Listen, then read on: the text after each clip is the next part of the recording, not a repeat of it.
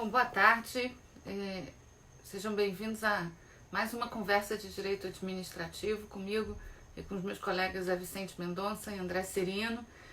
O nosso papo de hoje vai ser sobre empresas estatais. É um desdobramento de uma conversa que a gente já teve mais lá atrás sobre administração direta e administração indireta, e hoje a gente vai focar um pouquinho mais nas empresas estatais e todas as discussões que têm relação com esse tipo de ente da administração indireta. Eu vi que o Zé entrou aí.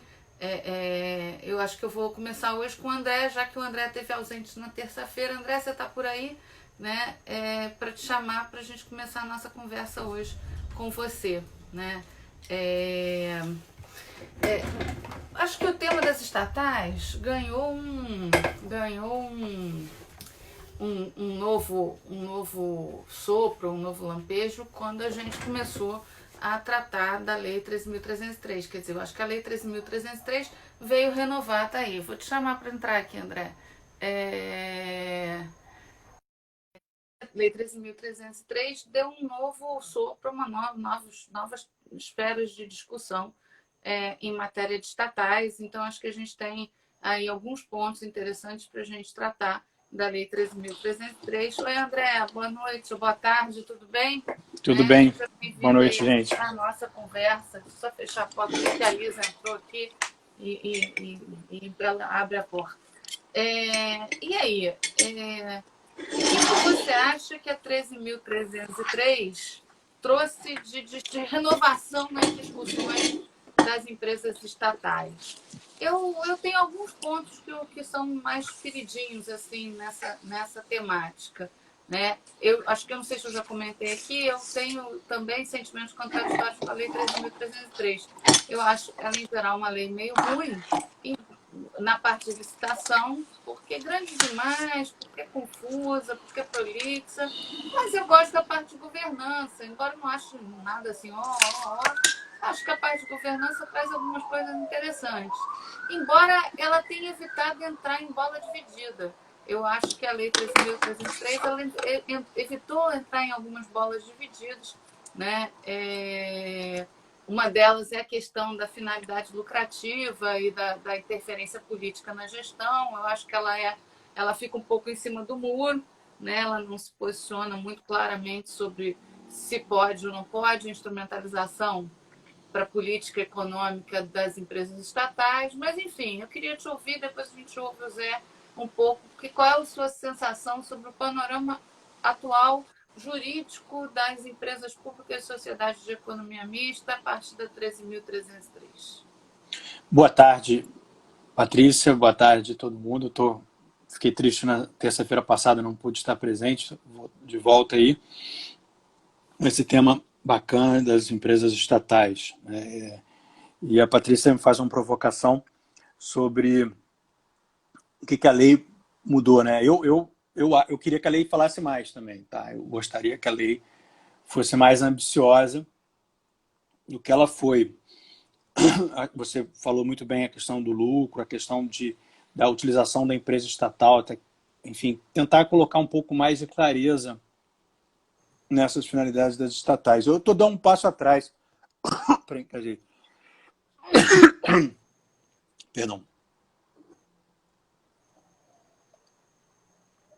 Eu vou dar um passo atrás, porque uma coisa que me incomoda muito é a falta de discussão, e que eu acho que a lei poderia ter contribuído para as hipóteses de quando que se pode criar uma estatal. Né? Eu acho que quando a gente conversou sobre intervenção do Estado no domínio econômico, estão me ouvindo? Estão me ouvindo? Estou te ouvindo. Você congelou. Tá. Quando a gente conversou sobre intervenção do Estado no domínio econômico, né, a gente falou que, enfim, existem várias formas de intervenção do Estado no domínio econômico, e eu concordo com isso. Né, acho que a Constituição confere uma margem grande de discricionariedade ao legislador e ao administrador público para escolher quando e como o Estado deverá intervir no domínio econômico, né? A despeito da discussão sobre a existência ou não de uma ideia de subsidiariedade. existem muitas possibilidades, um leque de possibilidades à administração pública e ao legislador. Mas me incomoda muito, né, e me incomodou bastante, já me incomodou mais, assim, a banalização da criação de estatais. Né, assim, o artigo 173 diz lá que é possível a criação de empresa pública ou sociedade de economia mista quando relevante interesse coletivo ou imperativo de segurança nacional. E são, claro, conceitos jurídicos determinados amplios, mas que algum significado tem que ter. Né? O professor Carlos Ari Sundfeld me disse, na minha defesa de dissertação, que ele acha que esse dispositivo não significa nada. Ele acha que esse é um dispositivo que praticamente... Porque é relevante interesse coletivo, quem vai dizer é o próprio legislador. Se o legislador decidir por criar, é porque há um relevante interesse coletivo. Então, seria sempre possível. E, de certa forma, essa é a prática. Né? Isso me incomoda um pouco, Patrícia, assim, de como esse excesso de liberdade, um pouco de banalização da utilização das estatais. Né? E aí a gente já teve estatais que são utilizadas como verdadeiros, que são criadas e, na verdade, deveriam ser autarquias e não são. Enfim, isso me incomoda. Não era para ser assim. Eu acho que a lei poderia ter falado um pouco disso, né? mas não falou. A lei poderia ter tentado densificar o que era relevante interesse coletivo e imperativo de segurança nacional. Eu acho que seria uma possibilidade ao legislador.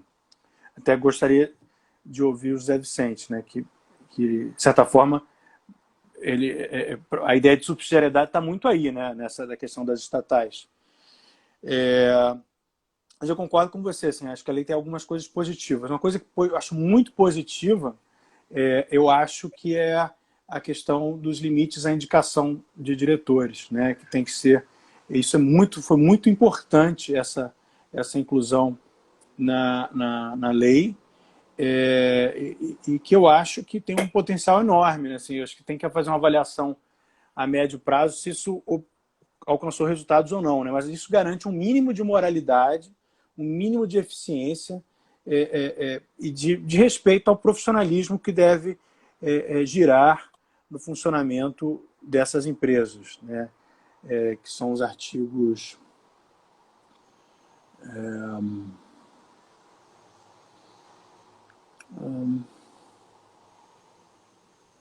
eu vou achar aqui, eu estou abrindo a lei.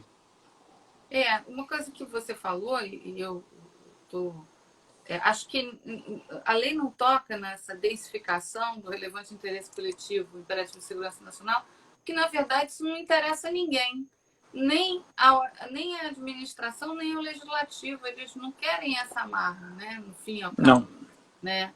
E uma coisa que você falou, que aí a gente vai provocar o Zé, né? Já vai ter chance de falar, viu, Zé? Eu sei que você vai se mexer na cadeira, mas o Zé, ele é pró-legislador, no sentido mais pró essa discricionariedade, né? Pró um pouco mais de abertura desse espaço de deliberação e que, portanto, vai ter mais liberdade mesmo para definir o que é uma coisa, o que é outra. E a ideia dele da livre iniciativa do Estado, lá daquele artigo dele com o Cláudio, se eu não estou enganada.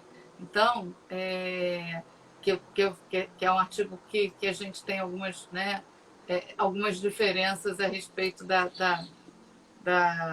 acho que, de novo, a gente já falou disso outro dia, mas para mim, livre iniciativa é do particular, jamais do Estado. Né? Então, isso não pode ser um comando aberto para o Estado intervir na economia. Né? Mas, enfim, o Zé vai ter chance de falar sobre isso para defender o ponto de vista que ele já defendeu um pouco outro dia. Mas alguém... Você estava falando da questão da nomeação, e acho que hoje... Artigo 17, né? Hoje mesmo teve uma notícia no jornal falando disso, que parece que um dos indicados para o Centrão, para um estatal, acho que Banco do Nordeste, ou sei lá, não foi... Agora não posso. Você não quis, filha? Pode pegar, por favor. Você não quis aquela hora? Teve uma notícia dizendo que Você só viu que a neta do Marco Aurélio entrou no meio de um voto dele no Supremo, né? Então, se a Vi, neta do Marco já Aurélio virou, pode... já virou meme. É. Né? Então a Cecília aí é super bem-vinda no Conversas, mas A enfim. Cecília já faz parte da liturgia.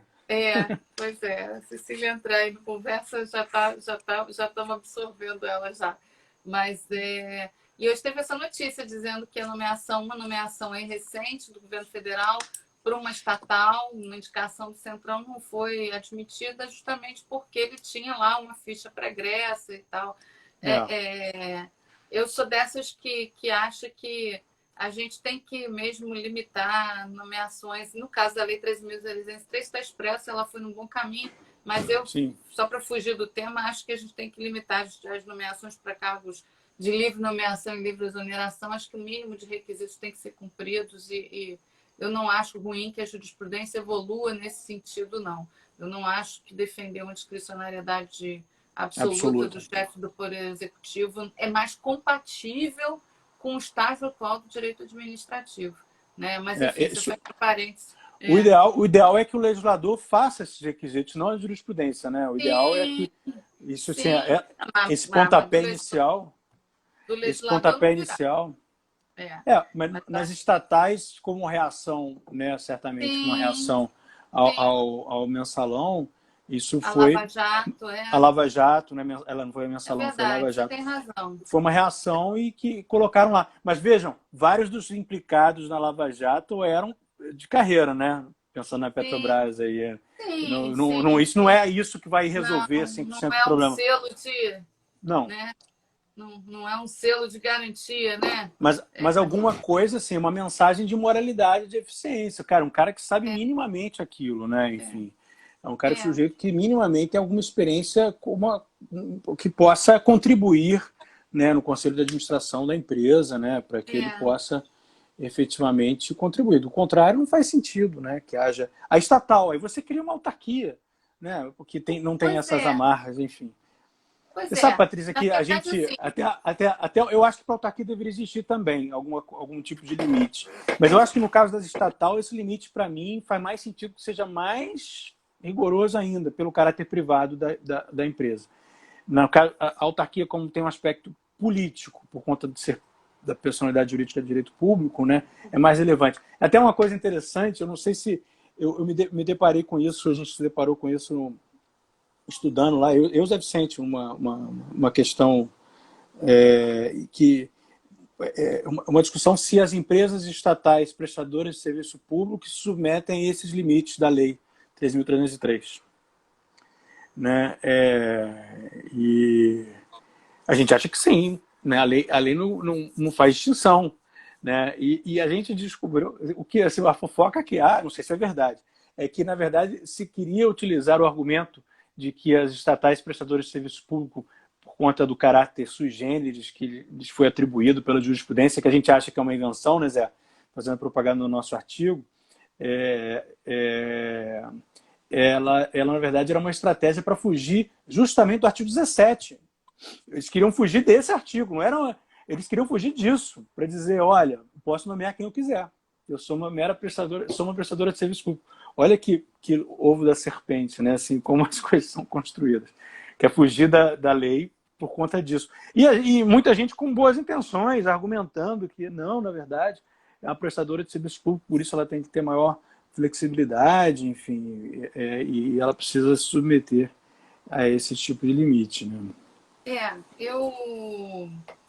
Essa discussão enfim, da criação das estatais, quer dizer, né, eu acho que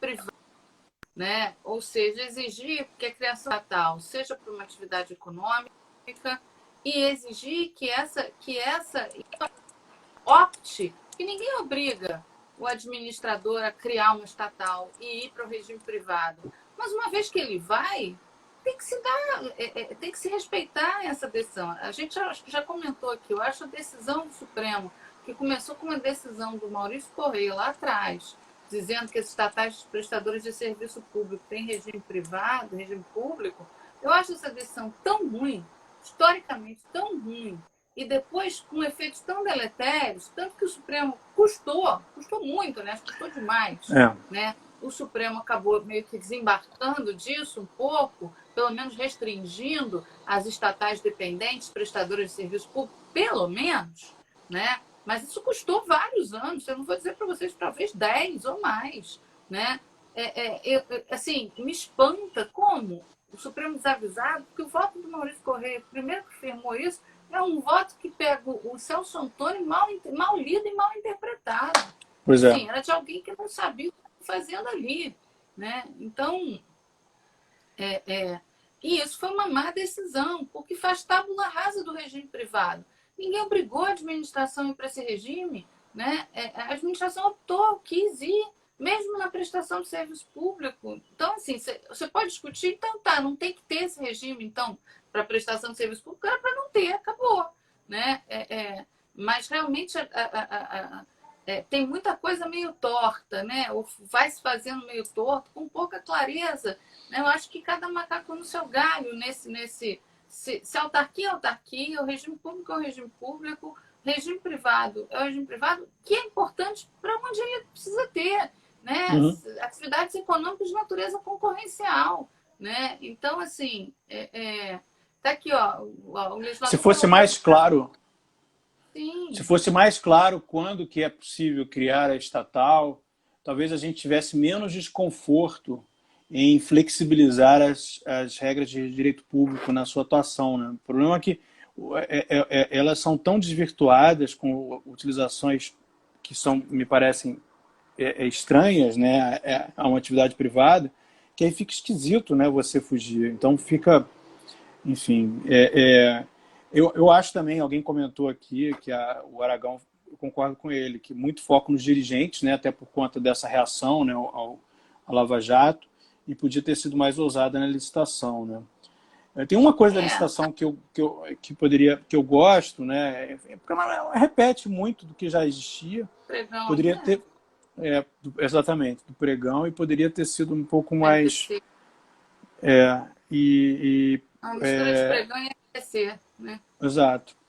Poderia ter criado um regime realmente diferenciado, né? Um regime realmente diferenciado, mas não foi isso que foi feito, né? Não foi isso que foi feito. Até porque a opinião pública ficava caindo em cima da Petrobras, dizendo que ela fugia da Lei 8666, como se fosse esse o ovo da serpente. Eu acho que não era. Não foi o regime de compras do decreto da Petrobras que foi o responsável por tudo que aconteceu lá. Não foi o responsável, mas eu não tenho certeza se ele não ajudou. Né? O Marçal garante que não.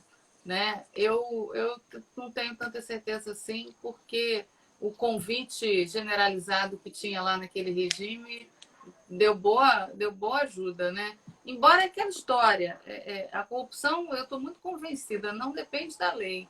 Né? Até porque a maior parte desses casos você faz sobre um simulacro de legalidade. Né?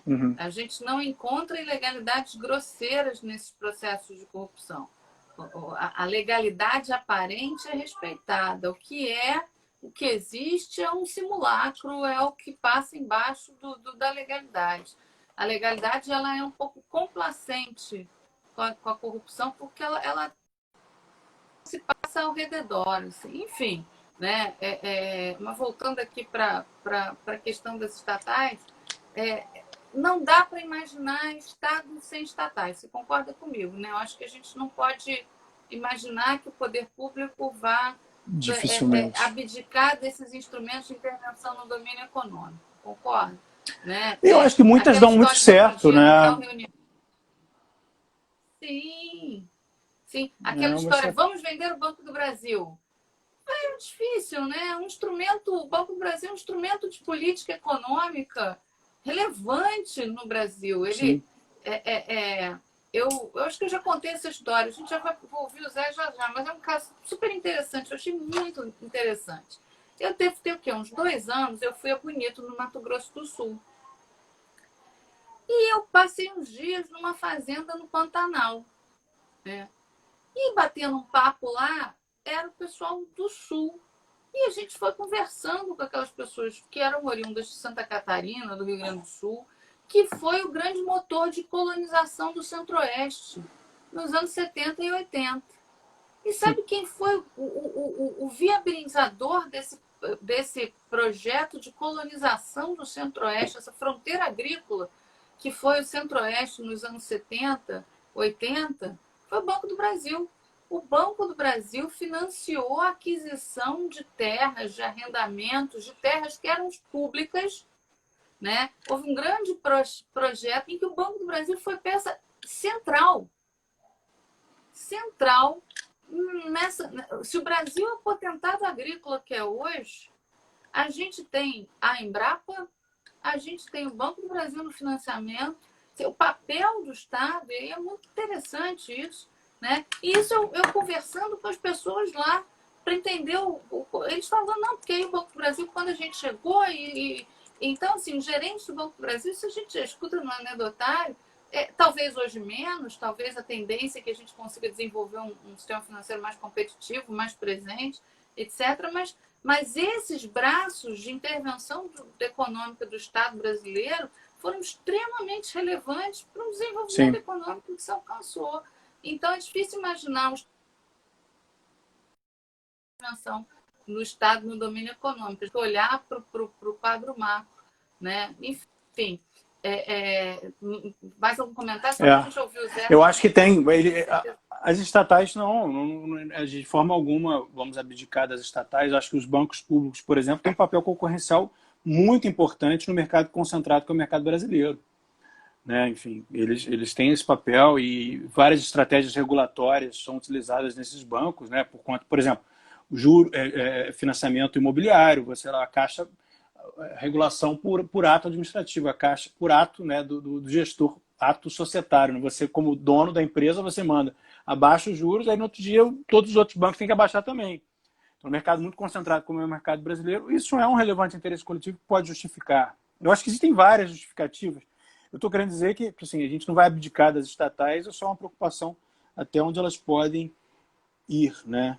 Você sabe que você falou da Embrapa, nas últimas eleições presidenciais, eu tive a oportunidade de assistir a palestras de cada um dos economistas, né, que estavam assessorando os presidenciáveis. E um deles foi um dos pais do Plano Real. Lara Rezende, Persarida. E aí, o Persarida eu perguntei, ele falou, não, privatização, eu perguntei em Embrapa. Aí ele falou que não, Embrapa não, porque tem um papel. Ele era contra a privatização da Embrapa, o Persarida. E não explicou muito, não. Mas eu não sei qual é a melhor alternativa. Acho que existe uma avaliação econômica por trás. Acho que as estatais no Brasil têm um papel relevantíssimo, como no mundo tem também. Né? Acho que nessa crise da Covid-19, eu apostaria que a maioria das empresas aéreas que vão sobreviver são as estatais. Vai ser a Air France, a British, enfim, não sei se a KLM também é estatal, acho que é. Elas que vão sobreviver, você duvida? Não, elas que vão dar conta do tranco, né? O resto, tudo vai boas chances de quebrar. Enfim, então vamos deixar as estatais no seu papel. O importante é que esse papel fique mais claro. Para resumir o que eu falei. Talvez isso, no mundo que emerja dessa crise, a gente volte a ter uma vaga de fortalecimento das estatais, né? Possível. Pode ser. Né? Pode ser. É. Deixa eu chamar o Zé aí. Zé, vamos Valeu. lá. Falando muita coisa aqui que você vai meter o mal na gente. Né? Vamos te ouvir aí. Cadê tu, Zé? Cadê tu? Né? Tem muita coisa que eu e o André falamos aí que você tem chance para discutir conosco aqui. Vamos lá. Então, essa matemática que envolve muito uma análise, tá aqui, uma análise jurídica, mas que tem que ser levado em conta o substrato e o pano de fundo econômico do que está atrás disso. Quer dizer, a discussão das estatais ela é uma discussão que está diretamente ligada ao modelo de intervenção do Estado no domínio econômico que se adote. Se tem algo muito vinculado à intervenção do Estado, é esse modelo. disso, né? A gente vê muito pouca clareza desse modelo. Enfim, Zé, deixamos você com muita coisa para você falar aí. A gente falou de A a Z. Vamos ver os seus pitacos aí nesse tema tão problemático quanto interessante. Eu não vou falar de novo sobre subsidiariedade, porque eu já falei numa última sessão, né? Eu fiz um trabalho, minha tese de doutorado, não é só meu artigo com o Cláudio, que tem 18 páginas, eu escrevi 200 páginas, que é um capítulo dos maiores. Eu estudei Alemanha, eu estudei França, eu estudei Estados Unidos, eu estudei história do Brasil, para entender e desmistificar esse argumento, decisão do Supremo, argumentos mais de filosofia política. Então, esse assunto já não foi adotado pela Suprema Corte Brasileira, então esse assunto já estou um pouco, não exatamente cansado, mas eu acho que não é proveitoso repetir os meus argumentos, mas acho claramente que a Lei 13.303 não poderia limitar a Constituição sob pena de ser relevante interesse coletivo. É essencialmente um critério político de discricionariedade política, e não há muito que ser feito numa Constituição compromissória. E se ficar se amarrando muito, isso seria inconstitucional. Esse ponto foi discutido e em 2 momentos da Lei 13.303 há um reforço de justificativa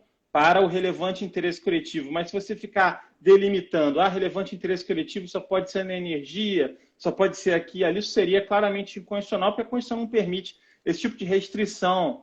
Que o artigo 2º, parágrafo 1º, fala disso. Quer dizer, é um dever de motivação, de deixar isso claro, etc. E tal, e acho que é mais ou menos o que dá para fazer. Em relação aos gestores de estatais, eu concordo com o recorte que foi tomado pela lei em relação a certos perfis. Há uma ação direta de inconstitucionalidade que foi proposta pelo PT contra os dispositivos específicos. Eu já me manifestei publicamente no artigo do Jota, de alguns anos atrás. Eu disse que isso é uma escolha de perfil e não exatamente uma discriminação contra, por exemplo, como se alega na ação direta de inconstitucionalidade, a vida sindical. Um dos requisitos é não ter tido nos últimos 12 meses, ter ocupado cargos sindicais, e eu, de dirigente, né, de sindicato, coisas parecidas, e a ação direta diz que haveria uma discriminação em relação à vida sindical. Eu acho que não. Eu acho que é uma escolha de perfil, e manifestei publicamente nesse ponto. Portanto, eu acho que é um espaço de discricionariedade do legislador, mas não a ponto de proibir que se crie outras estatais, até porque, veja, as leis que autorizam a criação de estatais são leis, e elas abrogariam as restrições de uma eventual lei federal como as outras, ou de leis estaduais. Então, no fundo, seria uma montanha que pariria um rato, enfim. Então, acho que seria inconstitucional. Não acredito que exista Estado brasileiro, especialmente. É só você estudar a história do Brasil, você está estudando aí pensadores, sociólogos clássicos. A história do Brasil mostra que boa parte do desenvolvimento e da modernização brasileira se fez com base em estatais. Enfim, você tem ali a modernização varguista, a modernização dos anos 60 e tal, fortemente estruturada no capital público. E existe uma ilusão bem de classe média liberal brasileira, e essa visão foi rejeitada 200 mil vezes, diversas vezes. Eu acho que o único momento que verdadeiramente ela vigeu, em certo momento, foi ali, o primeiro governo Fernando Henrique, que a gente consegue construir um Estado liberal meio limpinho, assim, com umas certas desintervenções estratégicas, etc. Mas esse projeto político foi rejeitado várias vezes. O projeto político hoje em curso também não é esse. E eu acredito que é difícil você pensar um Brasil sem estatais, assim. Não sei que você queira. A gente pode imaginar, e talvez seja uma distopia, né? Um Brasil em que o madeiro fornece alimentação, talvez a Smart Fit forneça serviços de ginástica, a Ravan pode construir aí casas populares, talvez a Wizard também funcione fornecendo aí inglês para os nossos pobres, e aí depois todo mundo pode ir para Miami, né? E você expulsa logo tudo e você vende o Brasil. Não acho que isso seja muito... Não acho que isso é exatamente uma utopia desejável, né?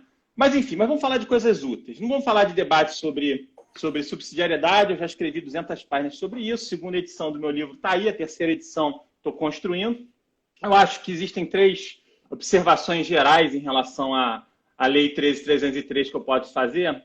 Eu acho que existe um problema de homogeneidade de tratamento, quer dizer, eu acho que estatais é um gênero de diversas espécies, então você tem estatais, eu construí esse termo, endógenas, então você tem lá coisas tipo Proderj, coisas que são estatais que prestam serviços para o próprio Estado, digamos assim. Você tem essas estatais, entre aspas, né, prestadoras de serviços públicos, como a SEDAI, Sabesp.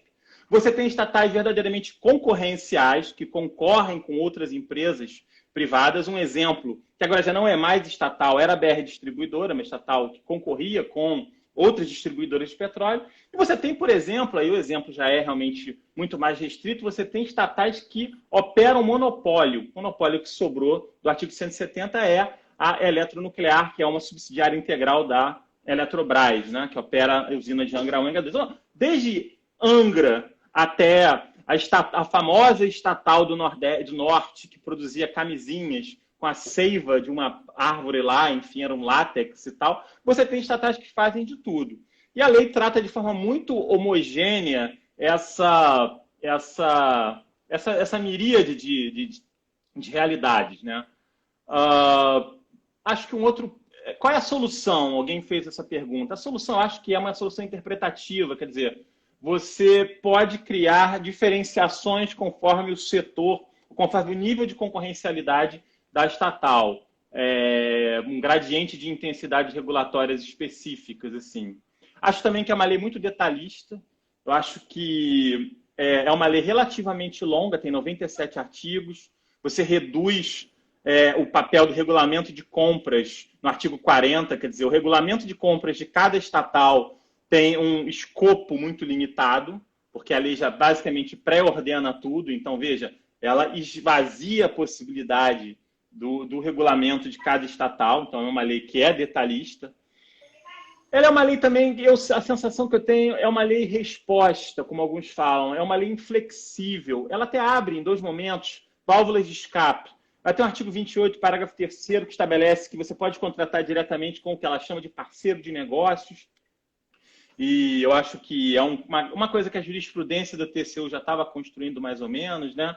Você tem, por exemplo, outras soluções do artigo 71 que fala que o prazo de duração do contrato da estatal é de 5 anos, salvo prática de mercado em sentido diverso. Então, de alguma forma, a lei acolheu a realidade do mercado, do mercado no qual a estatal esteja inserida. Então, de repente, a prática daquele mercado é de contrato de 7, de 15, de 20 anos. Então, há uma flexibilidade aí, mas, no todo, é uma lei detalhista e uma lei amedrontada, uma lei que busca limitar a discricionariedade do gestor. É a velha desculpa, é a velha dinâmica de muita discricionariedade dá errado, menos discricionariedade dá errado, mais discricionariedade. Essa é uma lei, eu diria que maximalista temperada, Patrícia. Ela é maximalista no bojo dela, não teria como ser diferente, uma lei que sai depois da Lava Jato, não foi mensalão, foi Lava Jato. Aliás, ficou muito tempo parada, essa coisa só andou por conta da Lava Jato. E seria naturalmente uma lei maior, né? Uma lei mais extensa, uma lei que tenta amarrar ali desesperadamente as circunstâncias. Na parte de governança, eu acho que as respostas são adequadas, não acho que exista nada ali substantivamente errado, mas acho que são insuficientes, como você mesmo disse. Quer dizer, o Benjamin Zimler, do TCU, falou que pelos critérios da Lava Jato, pelos critérios da lei, a Lava Jato ainda assim teria ocorrido. Quer dizer, boa parte das coisas, dos malfeitos que ocorreram na Lava Jato, ocorreram dentro da lei ou tensionando espaços legais. Então, não há nada de substancialmente errado ali. Enfim, acho que é um padrão de governança. Mesmo a questão da restrição dos governantes é ok, não acho que seja inconstitucional. Mas acho que isso não resolve, enfim. Se ela traz um passo positivo, esse passo talvez seja necessário, porém não suficiente, né? Então, acho que vai haver uma jurisprudência que vai tentar diferenciar essa uniformidade relativa da lei. E a jurisprudência também faz uma coisa com o tempo, que ela começa também a flexibilizar ali onde a lei foi mais rigorosa. Então, a jurisprudência, ela constrói elementos específicos, ela diferencia para o caso e ela flexibiliza também para o caso. Isso eu acho que vai acontecer, em alguma medida já está acontecendo. Existe sempre um primeiro momento. Autores que falam de sístole e diástole, direito administrativo de luz verde, direito administrativo de luz vermelha. Pode continuar, já volto. Tchau, obrigada. Não, eu quero ter a sensação de que estou falando para alguém, olhando no olho. Ok. Pronto. Então, mas eu estava falando do direito administrativo de sístole e de diástole. Então, você tem um direito administrativo que permite mais coisas e depois você tem um direito administrativo que amarra um pouco mais. Essa lei das estatais, ela foi elaborada num momento de direito administrativo de luz mais ou menos vermelha, um momento de apertar, um momento de qual é a sístole e qual é a diástole? Sei lá, é a do coração apertado. E depois, mas essas coisas com o tempo vão sendo ajustadas e, portanto, vai ter um movimento digamos assim, a jurisprudência vai flexibilizando. Isso começou, Patrícia, com lei de responsabilidade fiscal. Lei de responsabilidade fiscal era rigorosa, era não sei o que lá, agora vai, Brasil, responsabilidade fiscal e patati patatá.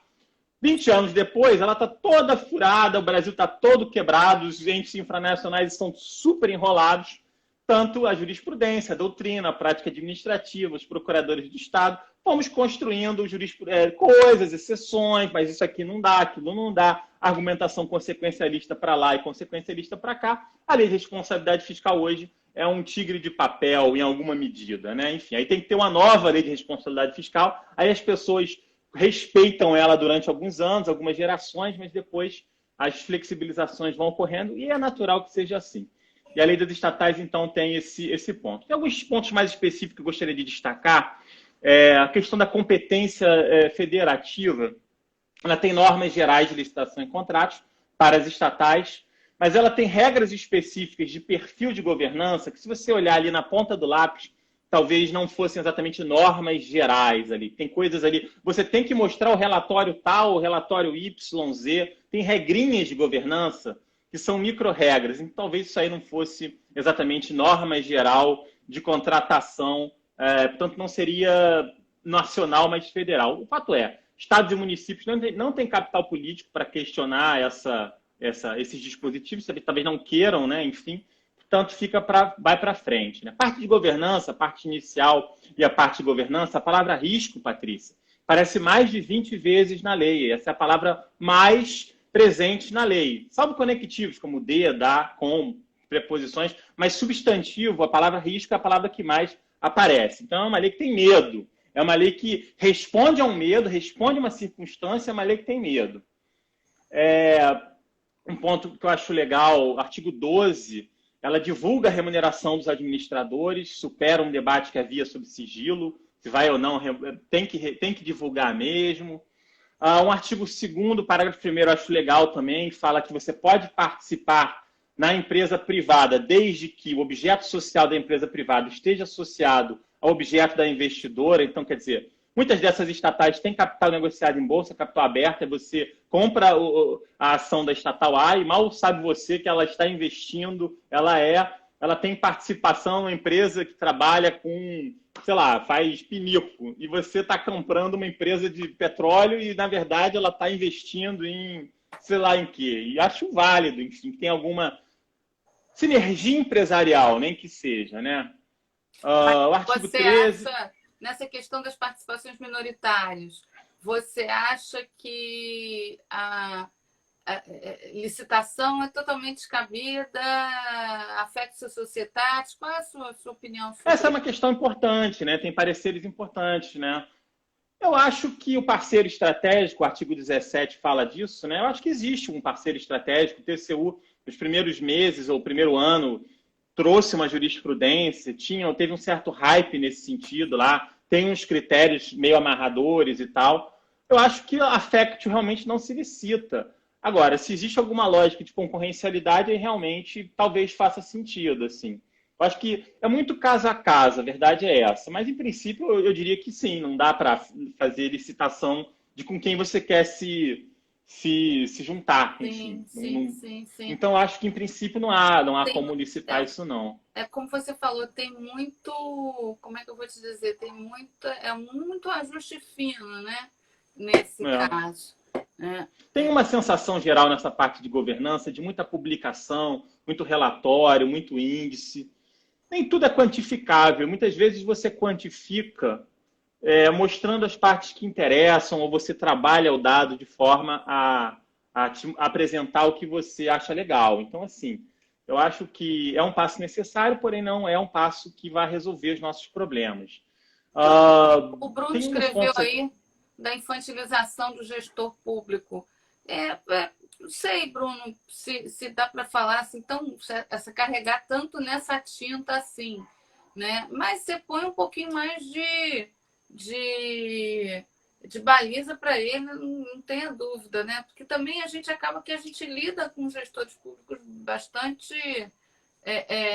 travessos, né? Então, talvez aí seja o caso do corretivo infantil, né? Então, tem um ponto mais interessante, Patrícia, o artigo 13, ele fala que a lei que autorizar a criação da estatal deverá exigir no estatuto uma série de conteúdos. Então, por exemplo, entre 7 e 11 membros do Conselho de Administração, dentre outras coisas. Só que o problema aqui que eu acho, a não ser que você construa uma teoria melhor para isso, lei não vincula a lei. Então, se você tem uma lei que autoriza a criação de uma determinada estatal XYZ e ela autoriza a criação dessa estatal com 12 conselheiros em seu conselho de administração, ela não precisa respeitar a lei das estatais. Há uma abrogação. Ainda que ela não fale, na verdade, ela simplesmente autoriza a criação de uma estatal e isso vai ter 10 ou sei lá quantos conselheiros. Então, isso tem mais um efeito simbólico, digamos assim, do que exatamente um efeito... A não ser que você diga que isso é um super estatuto, que haveria que suspenderia a eficácia da lei que autoriza a estatal, mas é uma construção meio mirabolante, aquela coisa que você começa a ter que falar muito, começa a citar muita gente. Quanto mais autor alemão você começa a citar, mais descolado de um padrão de persuasividade ali do jurista médio você começa a estar, entendeu? Até o Alex as pessoas vão, mas começa Van Pares, começa ponderação de regras, você começa Aulis Arnel, que nem alemão aí o pessoal já descola, já começa a tatear no escuro, enfim. Tem outros pontos aqui. Ok, vamos lá. A parte de compras, inspiração direta da parte de compras é o RDC, né, mas com trechos da Lei 8666. As soluções poderiam ser mais criativas, só que todo mundo tem sempre uma lei na sua cabeça, né? Essa é a crítica do jurista preguiçoso. A lei poderia ser mais criativa, só que é óbvio, né, que a lei ela é fruto de um processo político, então, se a lei fosse sua e você fosse um ditador, você faria coisas muito melhores, muito mais interessantes, só que na prática a lei nunca é o que você gostaria que fosse, né? Enfim, e se você tem tanta convicção das suas ideias, você pode virar senador, por exemplo. O Anastasia, professor de direito administrativo, é senador. Ele consegue, as ideias dele, de alguma medida, entram e viram lei. As nossas não, né? Enfim. Tem um ponto que eu acho que é a jurisprudência um pouco isso, só que na prática é super complicado. Não se licita para atividade fim.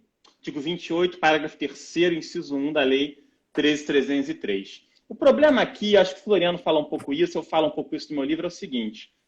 Vou dar uns gritos aqui para a gente falar para você, tá bocejando aí, Patrícia. Vamos falar de subsidiariedade, então, para a gente ficar zangado. Eu estou aqui fazendo uma coisa mais técnica.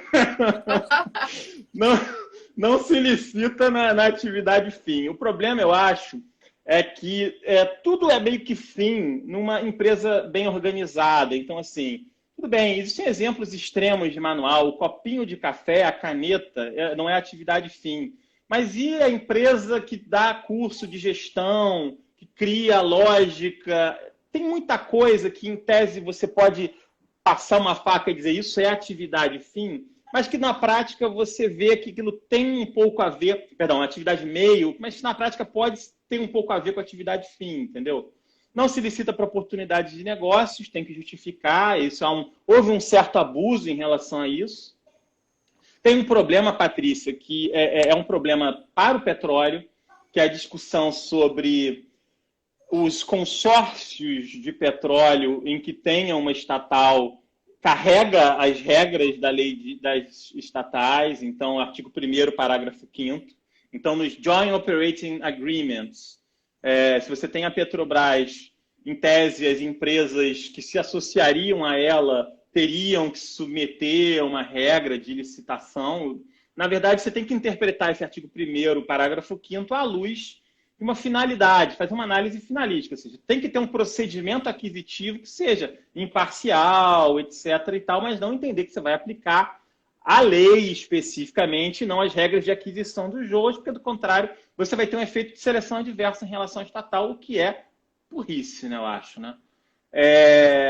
As dispensas, 50 mil e 100 mil, alteráveis pelo Conselho de Administração, o valor de contratação direta por dispensa. Eu acho que é legal, assim, um negócio que abre uma flexibilidade para o Conselho de Administração das estatais. Então, você tem uma referência legal, 50 mil e 100 mil, que já é maior do que da Lei 8666, né? E você pode... Você está me ouvindo? Tô te ouvindo. Tô. E você poderia alterar pelo Conselho de Administração. Inexigibilidade fala no artigo 30, parágrafo 2º, de responsabilidade solidária com o contratado. Então, jurisprudência é juntinho ali, a solidária, né? Pregão, modalidade preferencial, observância nas contratações de política de integridade. Enfim, tem umas questões mais pontuais, né? Um artigo que eu acho legal, esse vale a pena destacar, numa parte de contratos, um assunto que não avança muito desde a Lei 8666, aplica-se subsidiariamente o direito privado, artigo 68. A primeira lei, Patrícia, de contratação pública não estava na RDC, não está no PPP, não estava no pregão. A primeira lei de contratações públicas que fala que você vai aplicar subsidiariamente, não a Lei 8666, mas o direito privado. O direito privado. Então, você aplica ou a Lei 13.303 ou o direito privado. Não tem, como todas as outras têm, mesmo as leis mais moderninhas, que tentam modernizar a Lei 8666, falam, mas subsidiariamente aplica a Lei de Licitações, mas subsidiariamente a Lei 8666. Isso está na RDC, está no PPP, está no pregão, mas aqui não. O artigo 68 fala, a subsidiariedade é para o regime privado. Eu acho isso um dispositivo interessante. Também. Edital e contrato com matriz de risco, remuneração variável, que são coisas mais ou menos que já estavam lá nos PPPs e RDCs da vida, né? Há uma preferência pela contratação semi-integrada, essa é uma discussão bem técnica, alguns acham que é legal, outros não, uma discussão meio dividida, né? Só o projeto básico na prática, ou seja, o projeto executivo também é desenvolvido pela contratada. Vamos lá, deixa eu ver o que mais que eu falo aqui. Tem uma coisa que há uma discussão se realmente fez isso ou não, ela teria limitado as prerrogativas da administração pública, contratação, prerrogativas contratuais, não haveria alteração unilateral, não haveria essa rescisão unilateral por interesse público, embora isso possa ser colocado por acordo entre as partes, ao contrário da Lei 8666, que fala que havendo um motivo superveniente de interesse público objetivo, né, você pode rescindir. A lei não fala em rescisão unilateral por interesse público, uma coisa que é até bacana, assim, muito embora me parece uma situação tão atípica, tão extremada, que realmente talvez o legislador, não falando ainda assim, não consiga escapar de uma justificativa casuística para uma rescisão unilateral por interesse público, ainda que realmente houve esse interesse de não colocar, né, esse dispositivo. Não existe inidoneidade sem prazo, e você tem uma discussão sobre incidência de multas, se você teria que procedimentalizar ou não multas automáticas. As multas contratuais, elas em regra, descumprir o prazo vai a multa, mas aí tem um dispositivo lá que tem que dizer que toda sanção tem que procedimentalizar.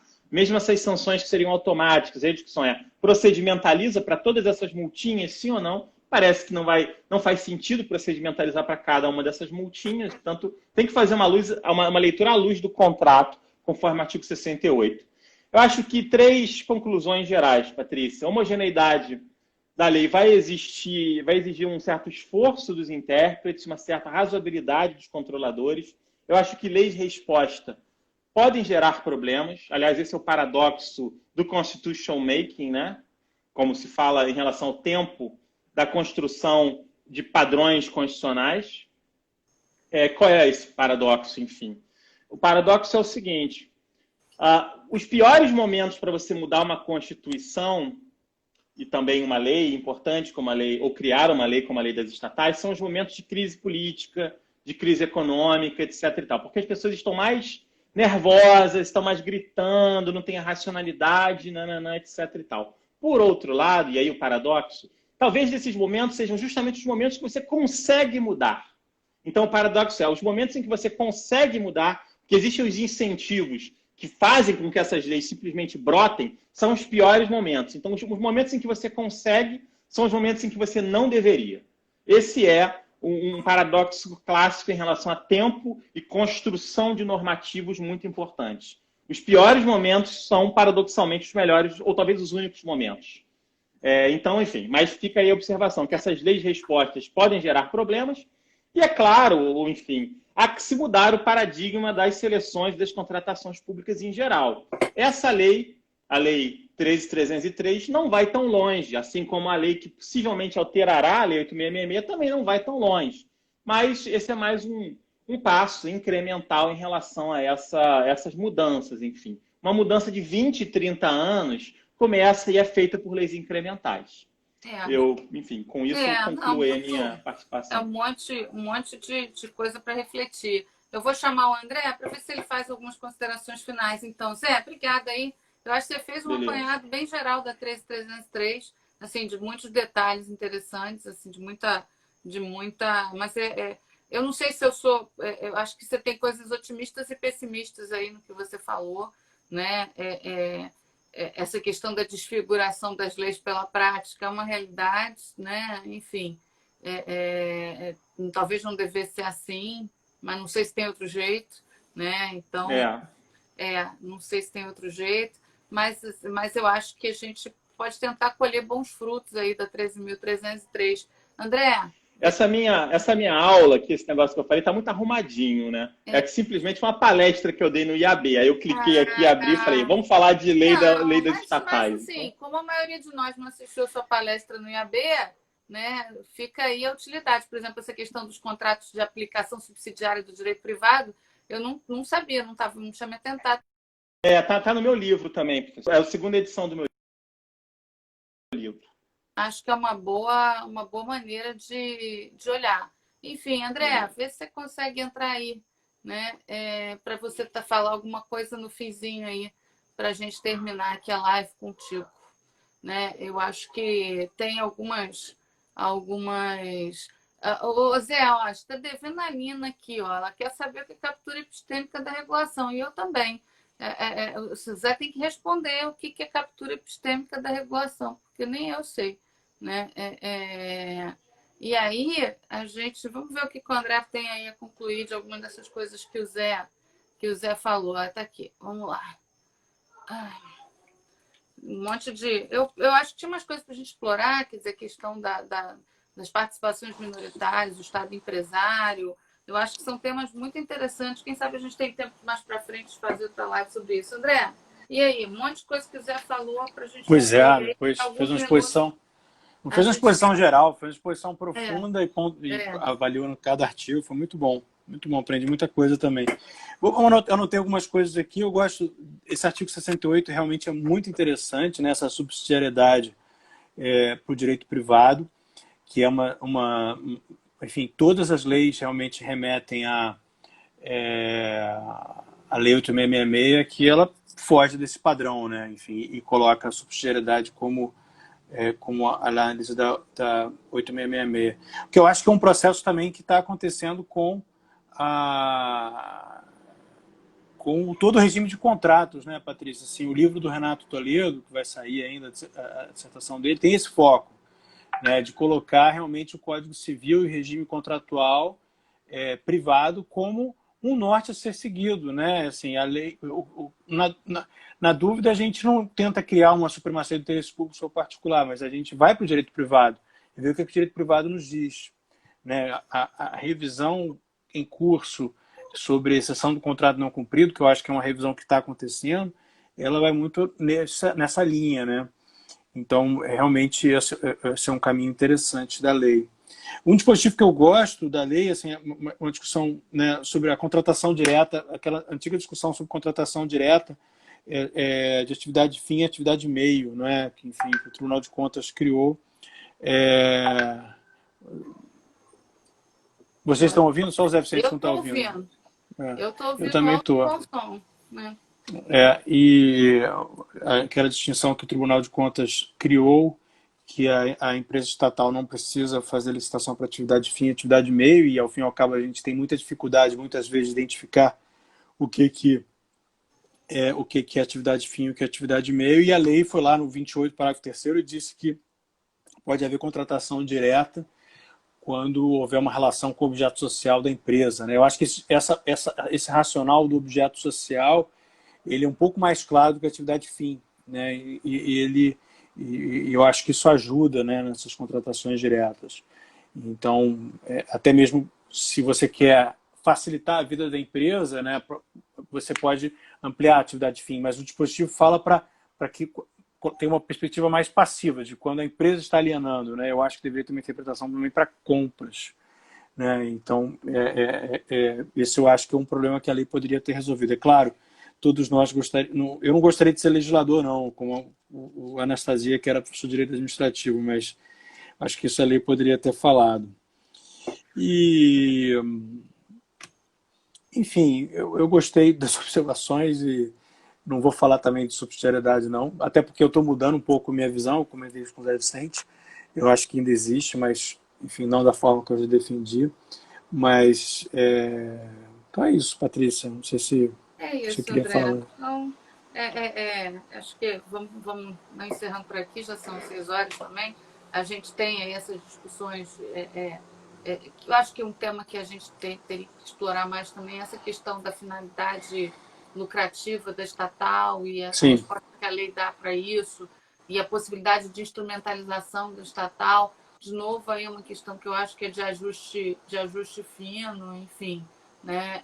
Acho que essa questão do Estado empresário, que foi o tema da dissertação de mestrado que eu orientei lá atrás, da Carolina Fidalgo, que deu um livro excelente dela, em que ela trata de todas as discussões do Estado como acionista, o Estado como acionista majoritário, o Estado como acionista minoritário, quer dizer, questões societárias da vida empresarial estatal, que a gente nem sempre presta muita atenção no manual de direito administrativo, em geral passa meio batido por essas sim. discussões, mas são discussões importantes. A gente não pincelou algumas coisas aí, mas para quem está nos ouvindo e está estudando isso, a gente tem que entender isso. Existe uma realidade empresarial estatal. E aí há um campo de normas, por exemplo, que a gente sabe que a lei das SA se aplica. É um campo onde normas empresariais de direito empresarial se misturam com normas de direito Sim. público. Então, esse livro dela é ótimo, esse livro dela é realmente Por ótimo. exemplo, a discussão sobre abuso de poder de controle, né? É uma Sim, discussão interessante. Tem um artigo da Ana Frazão bastante interessante sobre isso. O o abuso de poder de controle. o nome da obra é Estado Empresário, né? Em que medida o poder de controle na estatal isso pode implicar responsabilização na sociedade de economia mista, enfim. Sim.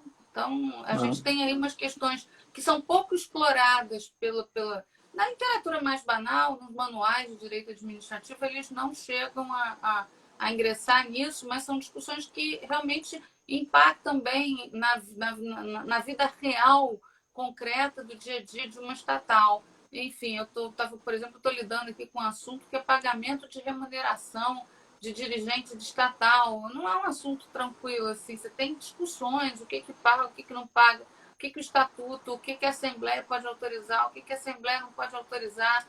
Então, sim. assim, a gente realmente tem questões interessantes, mas, enfim, a nossa memória é assim, só para a gente suscitar as questões, para vocês terem aí muita coisa para pensar e estudar para frente, enfim. Para a gente ver, o direito administrativo, cada ponto são 15 coisas diferentes para a gente falar. Enfim, gente, nós vamos encerrando por aqui, então, a live de hoje. André, muito obrigada aí. Tchau, tchau. Zé, semana que vem, como é que é? A regulação epistêmica do que mesmo? Enfim, semana que vem você tem que responder aí, porque a Nina está cobrando e a Nina tem razão. A gente volta na terça-feira. Muitíssimo obrigada aí pela audiência de vocês. Né? Um fim de mais uma conversa. Até a próxima semana, gente. Tchau, tchau. Obrigada.